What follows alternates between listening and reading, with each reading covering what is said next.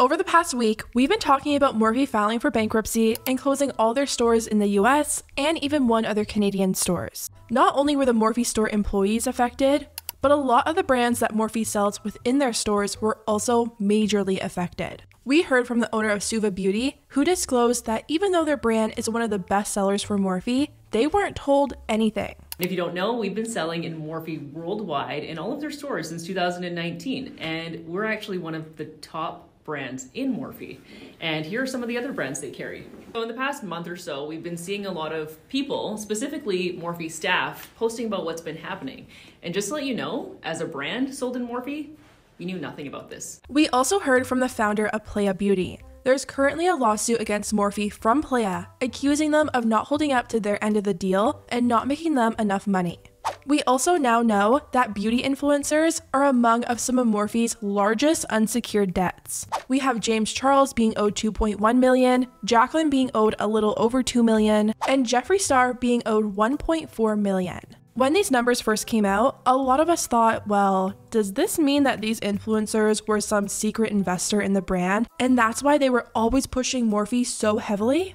That would make a lot of sense, but Jen Love's reviews pointed something out that pretty much proves that's not the case. These debts are listed under a form which states that these names are a list of creditors who have the 50 largest unsecured claims and are not insiders. Not insiders, which means Jaclyn, James, and Jeffree are not inside investors in the company. They're outsiders, and for some reason, Morphe still owes them money. They have James, Jaclyn, and Jeffree all listed as contracts, so for all we know, this could be money from their collabs or even their discount codes that still haven't been paid out.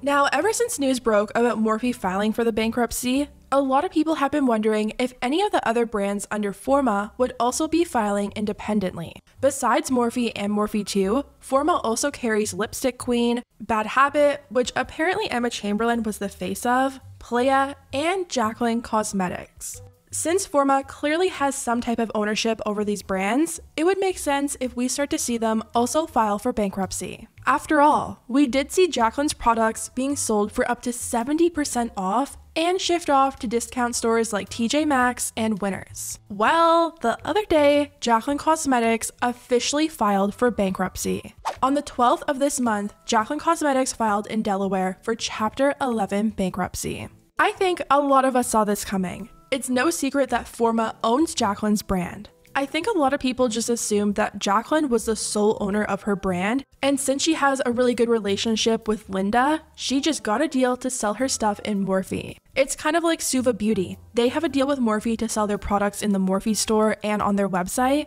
but they aren't owned by Forma. They aren't listed on Forma's website as being their parent company, but Jaclyn Hill is. What's really interesting is in the past, Jaclyn has called herself the owner of her brand. And I can say that I am launching a brand that I am so proud to be the owner of, I cannot even begin to tell you. Dustin Daly also found a few tweets from Jaclyn that contradicted her status at Jaclyn Cosmetics. 2 years ago, Jaclyn tweeted, "Happy Monday. I'm announcing my next product for Jaclyn Hill Cosmetics this week, and I've never been so nervous in my life." And someone replied and asked, how come she's just listed as the founder and not the founder and CEO? And Jaclyn responded writing, "I am the CEO as well. They just labeled me as the founder, which is fine." Then, only a few months ago now, someone replied to one of Jaclyn's tweets saying, "Jaclyn doesn't own this business, but nice try." And Jaclyn said, "I am the owner, founder, and CEO of Jaclyn Cosmetics." But she's really technically not the owner. I'm sure she is the founder. I'm sure she may even be the CEO, but calling herself the owner is a bit of a stretch. Forma is the parent company to Jaclyn Cosmetics, which is kind of just a nicer way of saying this brand has ownership over you. I looked up, is a parent company the owner? And this is what it says. The owner is usually referred to as the parent company or holding company. An unconsolidated subsidiary is treated as an investment on a parent company's financial statements, not a part of consolidated financial statements. A parent company is a company that owes more than 50% of the outstanding voting shares of another company. Therefore, it controls the other company or companies and can directly influence the business operations or take a more hands-off approach on ownership. So maybe Jaclyn is even part owner. but she's not 100% the owner of her own brand, and that's why Jaclyn's brand is being impacted by Forma's bankruptcy. Jaclyn Cosmetics even updated their Q&A page since the bankruptcy news broke, and this is what they added. How does the Forma brand's announcement about a change in ownership through a court-supervised process impact Jaclyn Cosmetics? And they wrote, "The same Jaclyn Cosmetics products customers love, along with exciting new launches, will continue to be available online and in stores through the Jaclyn Cosmetics website and our retail partners. The steps Forma Brands, our parent company, is taking are designed to make it an even better partner to Jaclyn Cosmetics as we continue providing customers with inspiring beauty products." So it sounds like the brand is still planning on releasing products in the future, and they're being hopeful that this bankruptcy will work out in the long run. When news started to get around about Forma and Jaclyn's brand, she took to Twitter and wrote, "I wish that all the people who sit on their phones and judge everyone online had 8 million followers watching their every move. You guys are so quick to judge, but once you experience being judged, it's a whole different story. I would love to have that conversation with you." She then tweeted, "Goodbye, Twitter." But a lot of people weren't feeling that sorry for Jaclyn, especially after what happened with Coz. One person replied to Jaclyn's tweet and wrote, please address the Cozy situation. I have had a small business since 2013. It's so unimaginable to me that a larger company could steal my hard work and I wouldn't have the money to beat them in court. It's really sick and sad. We really want answers. You know that. Talk." As you guys know, Jaclyn made a home comfort line called Cozy, completely stealing the name from Kaylin Nicholson's brand Coz. I have a whole video going over all the details about what happened, so I'll have that link below, but in the end, Kaylin ended up having to close her brand down and change the name, knowing that Jaclyn's brand would most likely overpower hers in search results because of how big Jaclyn's following is.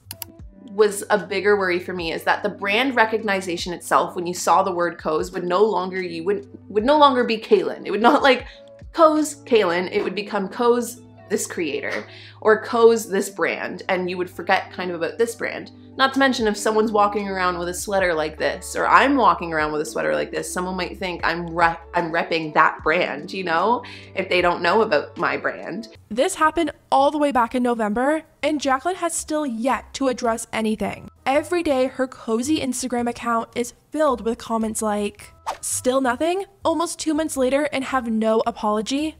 Still waiting for this scandal to be addressed before ever supporting Jaclyn and any business of hers again, but I may be waiting for a while. You stole this from a Canadian creator. No creativity on your part, just stolen ideas." And not only has Jaclyn not addressed the obvious, she also completely abandoned and stopped posting on her Cozy brand page. She hasn't posted anything to Instagram in nearly 3 months, and she hasn't restocked any of the sold out items on the website. It's just sad that she ruined this creator's business that she's worked hard on and owned for years, a business that she built her whole platform around. All for Jaclyn to just come in, post one overpriced collection, and leave. So far, Jaclyn hasn't responded to anything. She hasn't addressed the bankruptcy, she hasn't addressed what the future of her brand might look like, nothing. Anyways guys, let me know what you think about everything down below. Do you think Jaclyn's brand will be able to come back from the bankruptcy and revive itself? Or do you think it's going to be downhill from here? Also, let me know what you think about the whole Coz situation.